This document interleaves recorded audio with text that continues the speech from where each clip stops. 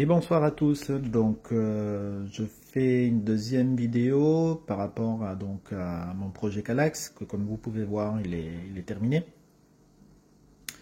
Donc, sur la première vidéo, je vous ai expliqué un petit peu le fonctionnement de ce que j'avais utilisé pour faire donc cette vidéo.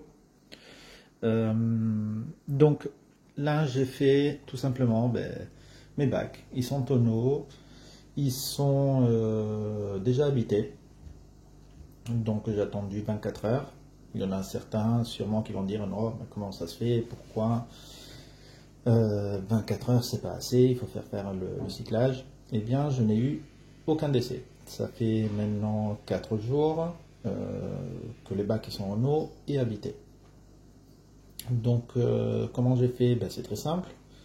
J'avais des anciens bacs, donc j'ai réutilisé certaines éponges, certaines mousses, disons, que j'avais sur mes exhausteurs, et j'en ai mis aussi des nouvelles. Bien entendu, je les ai rincées à l'intérieur. J'avais déjà mis le sol à cycler dans un bac déjà cyclé.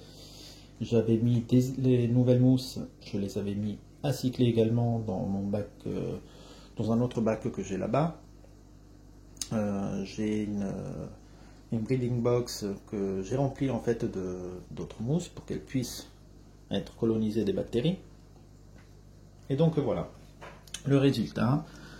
Là, je fais des petits noms, j'ai mes petits Galaxy Black. Bon, il n'y en a pas beaucoup, il y en a certaines qui sont très petites. Voilà, il y en a quelques-unes, il y en a grosso modo une trentaine. Les Galaxy Red.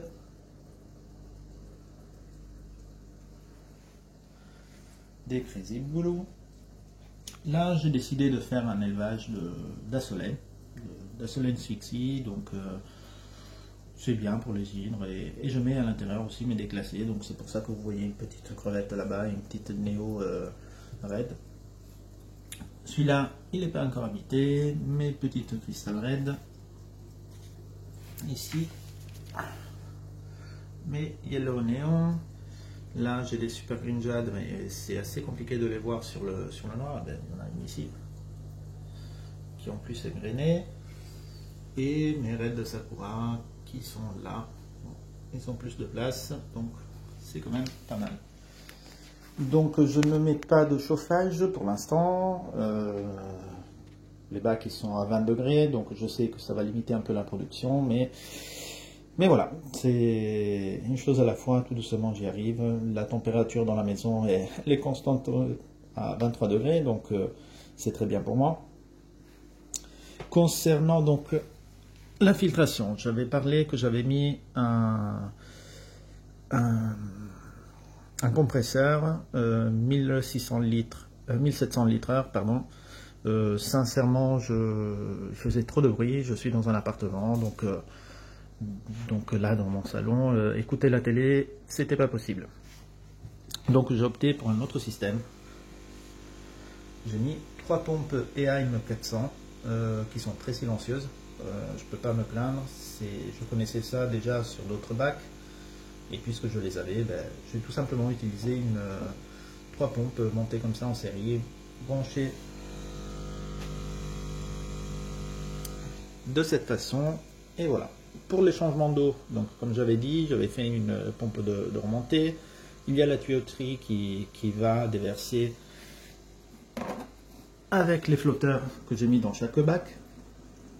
Donc tout simplement, comme je répète, je suis dans un appartement, j'ai dû trouver une solution le plus simple possible. Donc j'ai une bassine, j'ai une grosse bassine, je prépare mon eau, que je remets à température avec un chauffage tout simplement pour aquarium.